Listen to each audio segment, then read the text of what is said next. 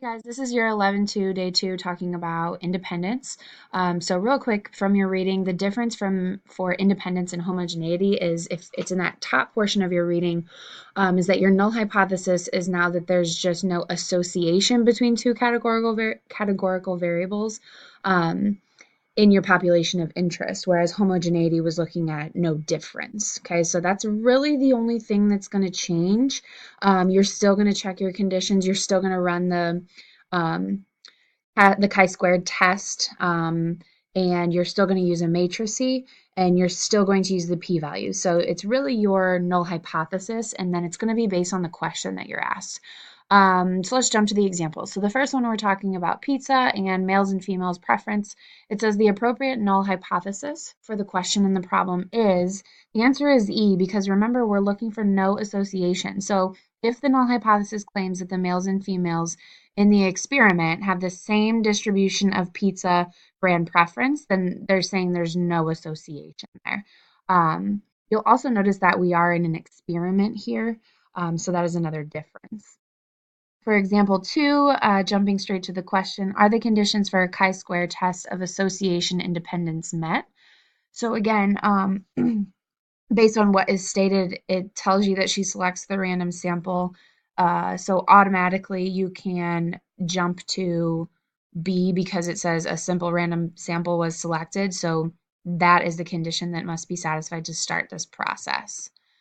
For example 3, the question is which of the following statements is supported by the information in this table?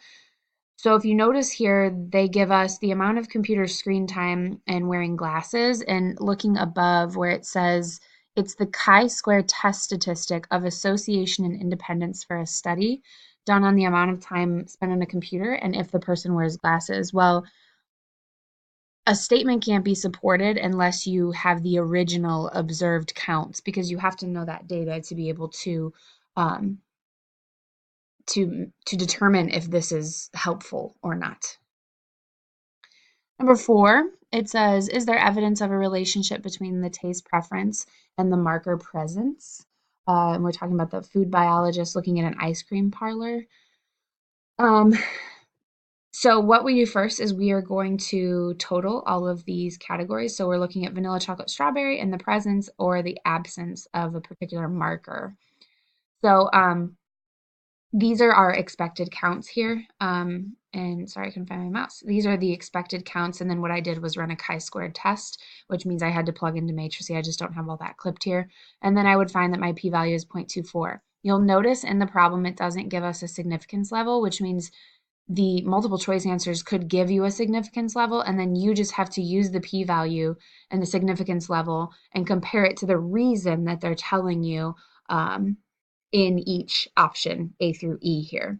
So I'm going to jump right to the answer. It says there is not evidence with an alpha 0.1 of a relationship between taste preference and the presence of the marker, because we have 0.24 as our p-value being larger than that significance level.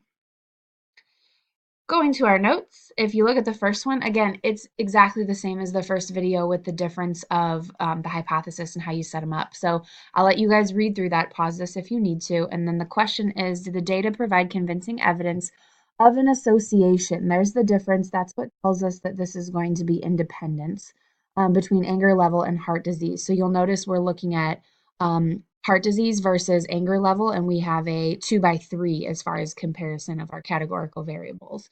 So again, we're going to go through our state. So it's going to be our null and our alternative. So this time we're going to be looking for no association between anger level and heart disease status in people with normal blood pressure. And then your alternative will be that there is an association between anger level. So again, same as the previous video, with the difference of the word association and the word difference. Going through our plan, we're still going to run the chi-square test. You will still calculate the degree of freedom the same way. Since there are 2 categories, you will do the number of categories minus 1 and then multiply them. So 3 for looking at our low, moderate, and high, minus 1, and then 2 minus 1 for CHD and no CHD. And so that's where we get 2 times 1, which gives us 2.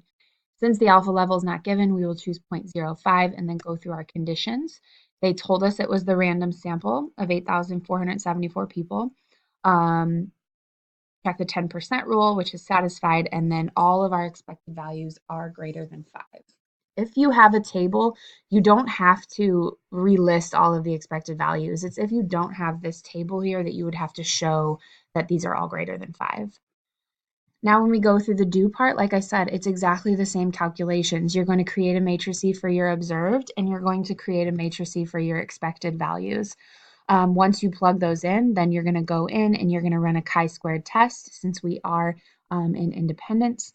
Once you run that chi-squared test, you'll get the test statistic of 16.07 and a p-value of 3.228. What can we do with that? We can make a conclusion. Oops, I'm sorry. I totally read that p-value wrong. I missed, and this is a common error. I'm glad I did that.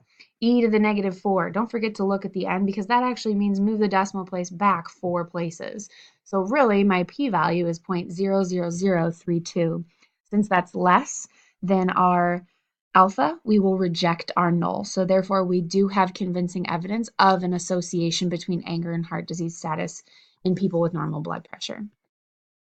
So then I want to ask, can we conclude that proneness to anger causes heart disease? Well, we can't make this conclusion because this was an observational study. You can only make that conclusion if we are running an experiment. Okay, looking at the next one, choosing the right type of a chi-square test. So I'm going to, again, pause this if you need to read that. So we are assuming the conditions for inference are met. We're going to jump straight to our questions. It says, explain why a chi-squared test for independence and not the test for homogeneity should be used in this setting. So if you look at this, we had an SRS, and then once after we took the SRS of college students, they were then classified by gender and if they had fright symptoms. So we were working from that one categorical variable. So that means the chi-squared test for homogeneity requires the independent random samples from each population. For B, it says state an appropriate pair of hypotheses for the researchers to test. So this one, there is no association between gender and ongoing fright symptoms. And then our alternative is going to be there is an association, and that has to do with what we just explained in part A. Since we chose that this was going to be independence because the homogeneity test requires independent random samples, and that's going to be the big way you can tell the difference. Homogeneity means you need 2 random samples from the populations. But if you're working with independence, that means you are going to work from your one SRS, which is what this example explained to us. So therefore, that's why these are the alternative and null hypothesis that we used. If you look at the last one here, I think this is the last one, we are again reading through a printout. So this is asking us which cell contributes most to the chi-square test statistics. So we're looking at these bottom values here. So clearly that's going to be here at the male. So the men who admit to having the fright symptoms are the largest component because they have 1.883 of our 4.028. So that means that they are going to contribute the most into that test statistic. Second part of the question is, in what way does this cell differ from the null hypothesis? Well, far fewer men in the sample admitted to the fright systems than we would have expected. For D, it says interpret the p-value in context. What conclusion would you draw with an alpha of 0.01? So again, here's our chi-square test statistic from our printout, and then here's our p-value. So if we compare our p-value, let me interpret first. So again, we want to determine and explain, assuming that the null was true, what does that p-value mean? So if we are assuming that the gender and the fright symptoms are independent, there is a 0.045 chance of getting a random sample of 117 students that give you a chi-squared test statistic of 4.028 or higher. Because, now I'm answering the second one, since the p-value is greater than 0.01, we fail to reject the null. We do not have convincing evidence that there is an association between gender and fright symptoms in the population of college students. Okay, and that's all I have for you, so you guys can take some time to work on the 11.2 worksheet. Good luck. I will see you guys when I get back. Have a great weekend.